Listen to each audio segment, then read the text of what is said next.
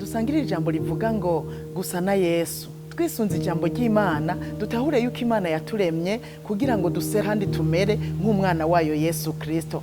Kuva mu iremwa Imana yavuze ngo tureme umuntu ase natwe mu ishusho y'Imana, niho Imana yaturemye. Ubwo n'ubuntu butangaje n'iteka rikomeye kubona twaremwe dusa n'Imana. Mwibuke ko ari twebwe vyaremwe vyonyene, twaremwe mu ishusho y'Imana, kandi ikiduha kumera nka Yesu. Yesu yamuhaye kuganza ivyo yaremye, natwe ikiduha kuganza ivyo yari imaze kurema vyose. Murumva ko ari ubuntu butangaje n'iteka rikomeye. Kandi Yesu ni mpwemu, natwe rero duca tuba ivyaremwe vy'imwemu. Nico gituma dufise ubwenge, tukiyumvira, tugafata ingingo, mbere tugakemura n'ibibazo bitandukanye. Ikindi, umuntu wese yaremwe burya arafise ubumana muri we. Nico gituma abantu bica abantu, abandi ugasanga barakorora inda, bibabaza Imana cane kuko baba bariko barazimanganya ishusho y'Imana. Nico gituma batazobura guhanwa. Ico ntokwirengagiza kandi nuko iyo bakunda kubwira umuvyeyi kuko umwana wiwe basa,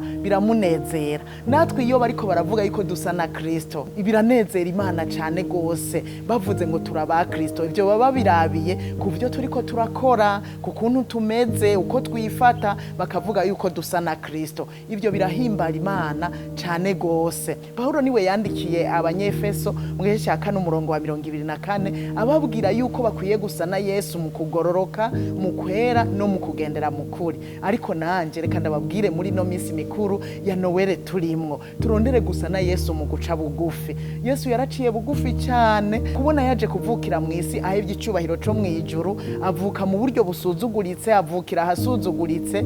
Ico kiragaragaza yuko yaje aciye bugufi. Natwe muri no minsi mikuru ya Noel turondere gusa na Yesu mu guca bugufi, duce twongera ko nivyo Pawulo yandikiye Abanyefeso, tugororoke, tubabera nkuko nawe ari uwera, kandi tugendere mu kuri. Nuko rero turondere gusa na Yesu. Imana ibahezagire.